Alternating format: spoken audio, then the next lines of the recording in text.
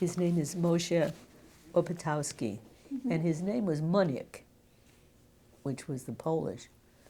And his family lived in Lublin, and his father was a banker.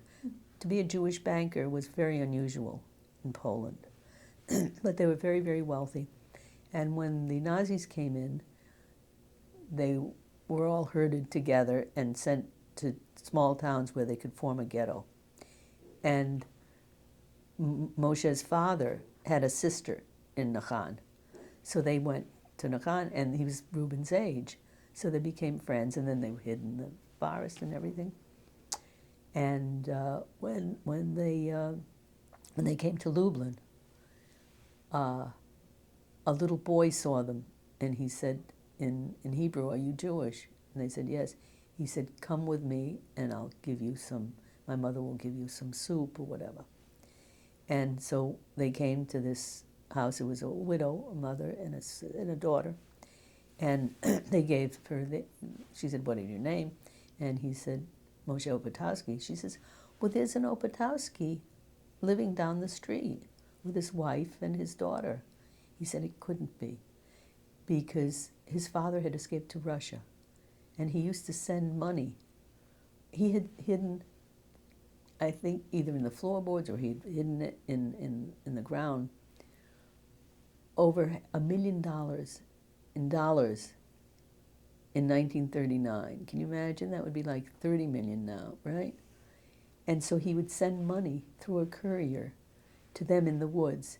And Moshe and his sisters were part of this group in the bunker, his two sisters. I think Carolina was one, and I don't remember the other name. But anyway, and they went to meet this courier, and they got lost in the woods and froze to death.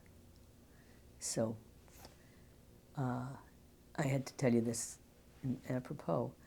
So Moshe said, it couldn't be. My sisters were frozen, killed, dead, and my mother was taken to Sobibor. So she said, well, no, this Opatowski has a wife and a daughter. So Reuben said, look, we have to go and see who it is. It might be a relative, an uncle, anybody who can help us, any relative is important. So they went there, and Reuben said, don't say anything. And they saw it was his father. So Reuben went up to him, and he says, I have regards. He'd broken up. I have regards from your son. He says, my son is dead. He said, no, your son is alive, and your daughter's froze to death. And he gave the names and everything.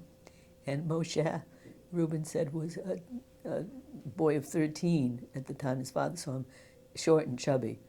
Well, he was tall and skinny now, and he just fell on his father. And, so, P.S., the authorities found the money.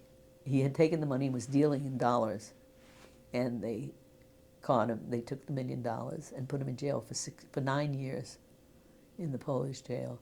Meanwhile, Moshe went to Palestine and married, and then he sent for his father, where he died in Israel. So, I mean, these stories are just unbelievable, the coincidences, that happened. If they hadn't been in Lublin that day with that little boy, they would have never known,